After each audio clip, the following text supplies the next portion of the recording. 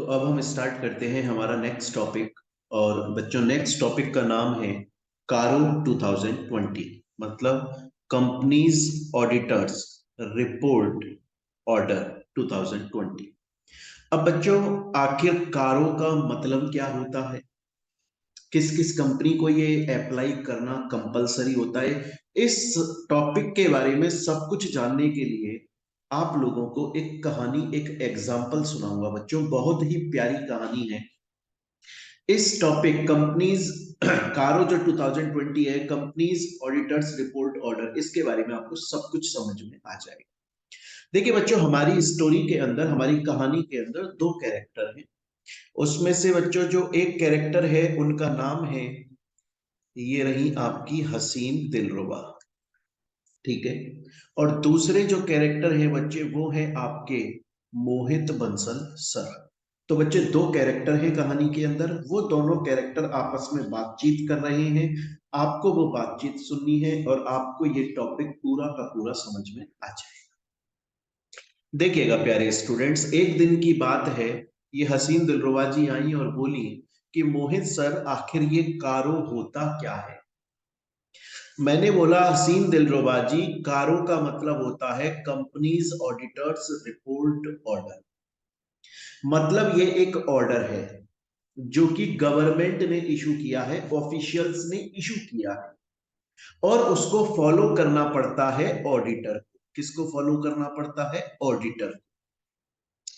कोई भी ऑडिटर जब किसी कंपनी की ऑडिट करने जा रहा होता है, तो उस वक्त ऑडिटर को ऑडिट करते टाइम बहुत सारे रूल्स रेगुलेशंस फॉलो करके ऑडिट करनी होती है। उनमें से एक तो ऑडिटिंग स्टैंडर्ड्स होते हैं, कुछ कंपनीज एक्ट के सेक्शंस होते हैं, उसके अलावा गवर्नमेंट ने एक ऑर्डर पास किया हुआ है। और ये जो ऑर्डर है, इसका नाम है कारो, कंपनीज ऑडिटर्स रिपोर्ट ऑर्डर।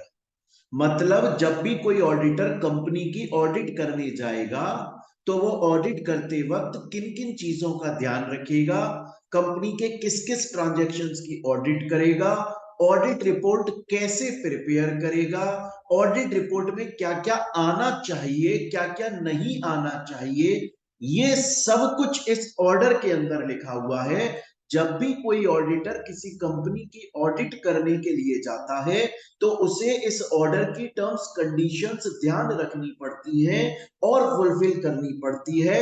इस ऑर्डर की टर्म्स कंडीशन को मानकर ही वो ऑडिटर कंपनी की ऑडिट करेगा और उस कंपनी की ऑडिट रिपोर्ट बनाएगा। तो ये एक ऑर्डर है, एक तरह की गाइडलाइंस है, एक तरह के रूल्स रेगुलेशंस है, एक तरह के टर्म्स कंडीशंस है, एक तरह का लॉ कानून है जो कि ऑफिशियल्स ने, गवर्नमेंट ने इशू किया है, जो कि मानना पड़ता है ऑडिटर को जब वो किसी कंपनी की ऑडिट करने के लिए जाता है। हसीन दिलरुबा जी बोली कि मोहित सर, मुझे समझ में आ गया, ये कारो एक ऑर्डर है जो कि गवर्नमेंट ने इशू किया है और जिसको फुलफिल करना पड़ता है ऑडिटर को जब वो कंपनी की ऑडिट करने जाता है। मैं समझ गई, पर मुझे ये बताइए, ये जो कारो है, क्या ये जो ऑर्डर्स हैं, क्या ये सभी कंपनीज पर एप्लीकेबल होते हैं? कोई ऑडिटर जब किसी भी कंपनी की ऑडिट करने जा रहा है, तो क्या उसे हर कंपनी की ऑडिट करते टाइम ये कारो फुलफिल करना पड़ता है, या फिर कुछ सेलेक्टेड कंपनीज हैं, सिर्फ उन्हीं की ऑडिट करते वक्त उस ऑडिटर को ये कारो फुलफिल करना पड़ता है? ये जो कंपनीज ऑडिटर्स रिपोर्ट ऑर्डर है, ये सभी कंपनीज के ऊपर अप्लाई होता है या फिर कुछ कंपनीज के अंदर अप्लाई नहीं होता है? ये तो समझाओ। मैंने बोला, नहीं नहीं हसीन दिलरुबा जी, ये सभी कंपनीज के ऊपर अप्लाई नहीं होता। अगर ज्यादा है तो आप एक स्टेटमेंट याद कर, ये ऐसी कुछ कंपनीज हैं जिनके ऊपर ये अप्लाई नहीं होता है, वो कंपनीज एग्जम्प्ट होती है कारो से। कंपनीज ऑडिटर्स रिपोर्ट ऑर्डर से एग्जम्प्ट है। ऑडिटर जब उन कंपनीज की ऑडिट करने जाएगा तो इसको वाली फॉलो ना कर। अब वो कौन कौन सी कंपनीज हैं जो एग्जम्प्ट हैं, जिनके ऊपर ये कारो एप्लीकेबल नहीं होता? बच्चों, वो चीज समझने के लिए हम लोगों को क्या करना पड़ेगा? वो चीज समझने के लिए एक स्टेटमेंट याद करना। को बड़ी जल्दी समझ में आ जाएगा, याद रह जाएगा लंबे टाइम तक। ट्रिक है ये। स्टेटमेंट ऐसे याद कर लो कि one small person went to private bank, one small person went to private bank to get insured its NPO. एक छोटा सा आदमी एक प्राइवेट बैंक में गया अपने एनपीओ का इंश्योरेंस कराने की। तो इससे क्या समझ में आया? इससे ये समझ में आया कि ये जो कारो है वो, एक मिनट, ये जो कारो है बच्चों, ये वन का मतलब वन पर्सन कंपनी पर एप्लीकेबल नहीं, स्मॉल का मतलब स्मॉल कंपनी पर एप्लीकेबल नहीं होता, बैंक का मतलब बैंकिंग कंपनी पर एप्लीकेबल नहीं होता, इंश्योर्ड का मतलब इंश्योरेंस कंपनी पर एप्लीकेबल नहीं होता, एनपीओ का मतलब non profit organisation section 8 companies के ऊपर एप्लीकेबल नहीं होता, और प्राइवेट का मतलब कुछ प्राइवेट कंपनीज पर एप्लीकेबल नहीं होता। ये जो कंपनीज ऑडिटर्स रिपोर्ट ऑर्डर है, ये किसी भी वन पर्सन कंपनी पर एप्लीकेबल नहीं होता, स्मॉल कंपनी पर एप्लीकेबल नहीं होता, बैंकिंग कंपनी पर एप्लीकेबल नहीं होता, इंश्योरेंस कंपनी पर एप्लीकेबल नहीं होता, section 8 non profit organisation companies पर एप्लीकेबल नहीं होता, और कुछ प्राइवेट कंपनीज हैं जिनके ऊपर एप्लीकेबल नहीं। समझ रहे हो? कुछ प्राइवेट कंपनीज है जिनके ऊपर एप्लीकेबल नहीं होता। बाकी वन पर्सन कोई सी भी कंपनी है एप्लीकेबल नहीं होगा, स्मॉल कोई सी भी कंपनी है एप्लीकेबल नहीं होगा, बैंकिंग कोई सी भी कंपनी है एप्लीकेबल नहीं होगा, इंश्योरेंस कोई भी कंपनी है एप्लीकेबल नहीं होगा, सेक्शन 8 कोई भी कंपनी है एप्लीकेबल नहीं होगा। लेकिन ऐसा नहीं है कि किसी भी प्राइवेट कंपनी पर एप्लीकेबल नहीं हुआ। प्राइवेट कंपनी के केस में कुछ कंडीशंस हैं, सिर्फ उन्हीं प्राइवेट पर एप्लीकेबल नहीं होगा, बाकी सब पर एप्लीकेबल। अब वो क्या है, बड़े ध्यान से पढ़िए। कौन कौन सी प्राइवेट कंपनीज के ऊपर एप्लीकेबल नहीं होता, ये पढ़ना है। देखिए बच्चे, वो प्राइवेट कंपनी जिनकी ग्रॉस रिसिप्ट या रेवेन्यू, मतलब जिन कंपनी, वो प्राइवेट कंपनी जिनका जो रेवेन्यू है, अगर वो एक फाइनेंशियल ईयर में 10 करोड़ तक या उससे कम है ना, अगर 10 करोड़ तक है या फिर मान के चलिए उससे कम है, तो फिर उन प्राइवेट कंपनीज पर ये कारो एप्लीकेबल नहीं होता। अगर 10 करोड़ से ज्यादा है तो ये कारो एप्लीकेबल हो जाता है, क्योंकि वो भी एक तरह की स्मॉल कंपनी ही बन गई। तो मैं दोबारा से बोल रहा हूं, अगर कोई प्राइवेट कंपनी जिसका रेवेन्यू 10 करोड़ रुपए तक है या उससे कम है, तो उस पर कारो एप्लीकेबल नहीं होगा। अगर रेवेन्यू 10 करोड़ रुपए से ज्यादा है तो उस पर कारो एप्लीकेबल हो जाएगा। एग्जाम्पल के तौर पे सपोज कीजिए ये रिलायंस कंपनी है और इसकी 3 ब्रांच है। सपोज कीजिए एक ब्रांच मुंबई में है, एक ब्रांच जयपुर में है, एक ब्रांच दिल्ली में। मुंबई वाली ब्रांच से 6 करोड़ का रेवेन्यू हुआ, जयपुर वाली ब्रांच से 2 करोड़ का रेवेन्यू हुआ, दिल्ली वाली ब्रांच से 2 करोड़ का रेवेन्यू हुआ। हालांकि अब दिल्ली वाली ब्रांच जो है वो बंद हो चुकी है क्योंकि वहां पर लॉस हो रहा है, तो उसको डिसकंटिन्यू कर दिया गया है। आ रही है मेरी बात समझ में? लेकिन फिर भी आप चाहे से डिसकंटिन्यू हो गई है ब्रांच अब लॉस की वजह से, लेकिन उसका जो कमाया है, उसका जो रेवेन्यू वो काउंट तो होगा ही होगा। तो सपोज कीजिए मुंबई से 6 करोड़ कमाए थे, जयपुर से 2 करोड़ कमाए थे, दिल्ली से 2 करोड़ कमाए थे, तो फिर कितने हो गए? टोटल हो गए 10 करोड़। इसका मतलब कंपनी का जो रेवेन्यू है वो 10 करोड़ से ज्यादा का नहीं है ना, तो इसलिए कारो जो है वो एप्लीकेबल नहीं होगा। अगर 10 करोड़ से ज्यादा होता तो कारो एप्लीकेबल हो जाता। मैं दोबारा से बोल रहा हूं, अगर ऐसा नहीं है हर प्राइवेट कंपनी पे कारो एप्लीकेबल नहीं होता, कुछ प्राइवेट कंपनीज पर एप्लीकेबल नहीं होता। उनमें से पहली कौन सी प्राइवेट कंपनी है? जिसका रेवेन्यू 10 करोड़ रुपए से ज्यादा का नहीं है, उस पर एप्लीकेबल नहीं होता। अगर रेवेन्यू आप प्राइवेट कंपनी का 10 करोड़ तक या उससे कम है, अगर 10 करोड़ से ज्यादा है तो एप्लीकेबल हो जाएगा, लेकिन 10 करोड़ तक या उससे कम है तो फिर कारो एप्लीकेबल नहीं होता। ये पहले टाइप की प्राइवेट।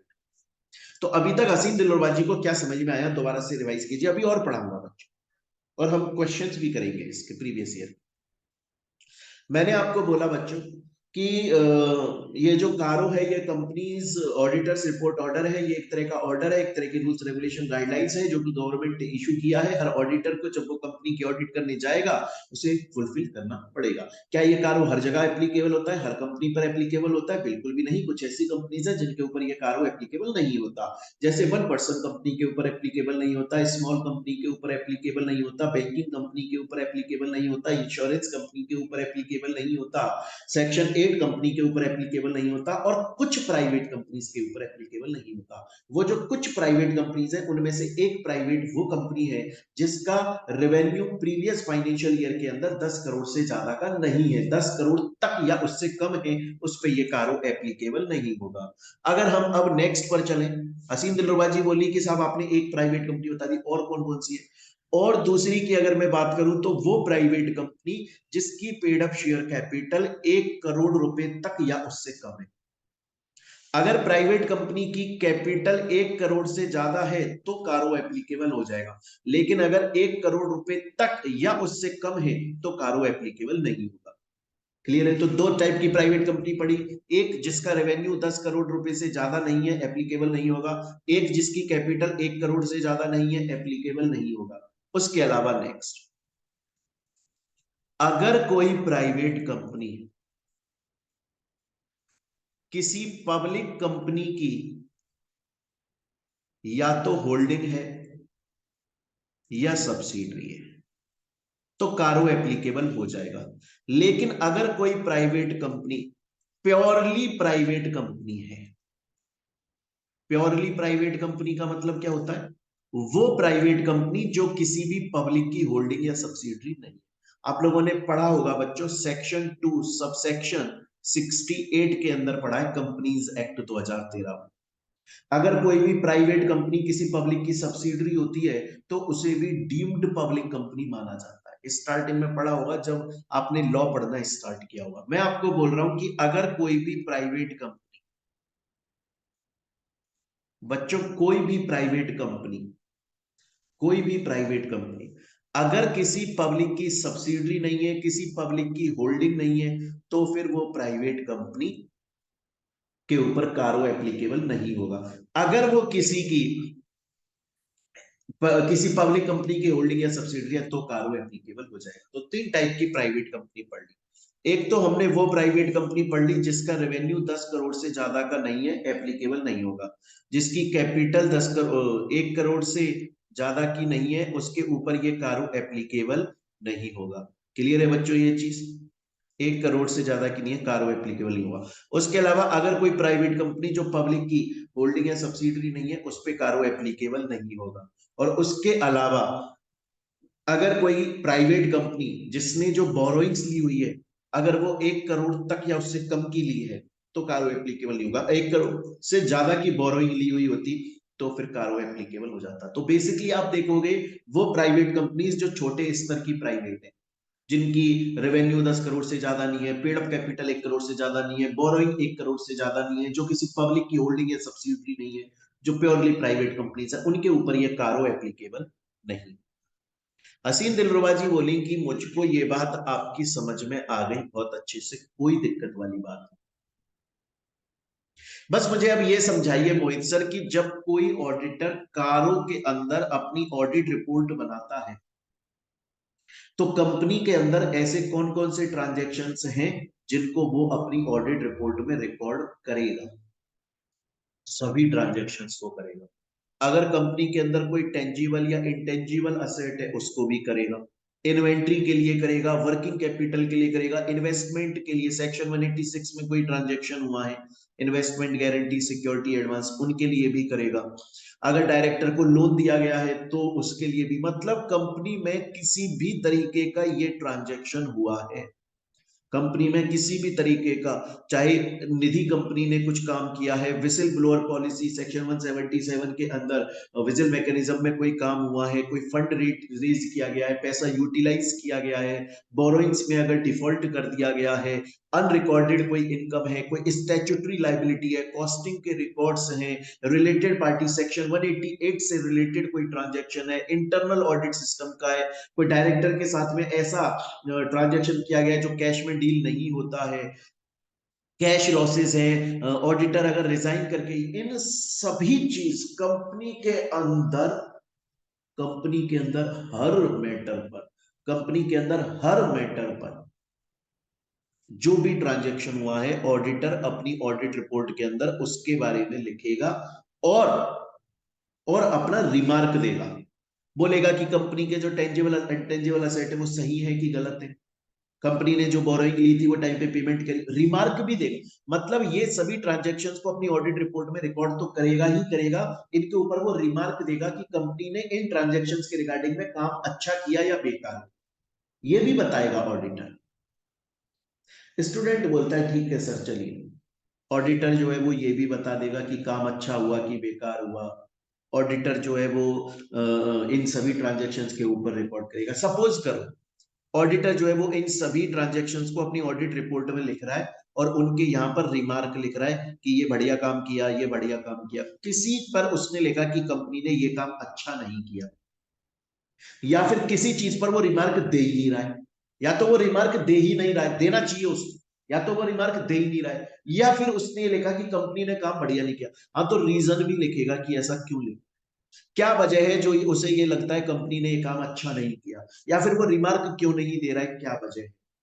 कहने का मतलब जब ऑडिटर अपनी ऑडिट रिपोर्ट बनाएगा तो इन सभी ट्रांजैक्शंस के ऊपर उस ऑडिट रिपोर्ट में जिक्र छेड़ेगा, लिखेगा, उन सभी ट्रांजैक्शंस के बारे में लिखेगा और अपने रिमार्क देगा कंपनी ने कैसा काम किया, अच्छा काम किया तो अच्छा क्यों किया, बुरा काम किया तो बुरा काम क्यों किया, रिमार्क नहीं दे रहा है तो क्यों नहीं दे रहा है भैया, ऐसा क्या हो गया कि तुम रिमार्क ही नहीं दे पा रहे हो, तुम कंपनी के ट्रांजैक्शन को अच्छा या बुराई नहीं बोल पा रहे हो, जबकि तुम क्वालिफाइड आदमी हो, ये वजह बतानी पड़ेगी तुमको अपनी ऑडिट रिपोर्ट के अंदर यार। स्टूडेंट बोलता है सर मैं आपकी यहां तक की सब बातें समझ चुका हूं और ये मुझे क्लियर हो चुका है। सर मुझे ये बताइए क्या कारों से रिलेटेड प्रीवियस ईयर में कभी क्वेश्चंस आए हैं? हाँ आए हैं। सबसे पहली बात तो आपको ये बता दूं बच्चों, देखो पहले कारो 2016 चला करता था, फिर उसे चेंज करके कारो 2020 लेकर आ गए, तो वो चलने लग गया। क्वेश्चन आया है कारो 2016 में और कारो 2020 में क्या डिफरेंस था, आप देख लीजिए, लिख लीजिएगा, हालांकि नोट्स में लिख दिया है फिर भी लिख जरूर लीजिएगा आप लोग अपने नोट्स में, है ना, अगर किसी के पास में नहीं है तो बच्चों लिख जरूर लीजिएगा इसको। कारो 2020 के अंदर 21 क्लॉजेज हैं, जबकि कारो 2016 में 16 क्लॉजेज थे, ये पहला डिफरेंस हो गया। कारो 2020 के अंदर नए 7 नए क्लॉज इंसर्ट किए गए, जिसमें से मैं पढ़ाऊंगा अभी, 7 न्यू क्लॉज इंसर्ट किए गए, जबकि कारो 2016 के अंदर ऐसा नहीं था। क्लियर है? तो मेन डिफरेंस क्या हो गया, कारो 2020 में 21 क्लॉज है, यहां पर सिर्फ 16 थे और इसमें 7 नए प्रोविजन ऐड करे गए, वो मैं अभी बताऊंगा। अब उसके अलावा क्या ये कारो फॉरेन कंपनीज के ऊपर भी एप्लीकेबल होता है? जी हाँ, फॉरेन कंपनी जो सेक्शन 2 सब सेक्शन 42 के अंदर बनती है, वो फॉरेन कंपनी जो सेक्शन 2 सब सेक्शन 42 के अंदर बनती है, बिल्कुल ये कारो फॉरेन कंपनी पर एप्लीकेबल होता है बच्चों, 1 मार्क में आ सकता है।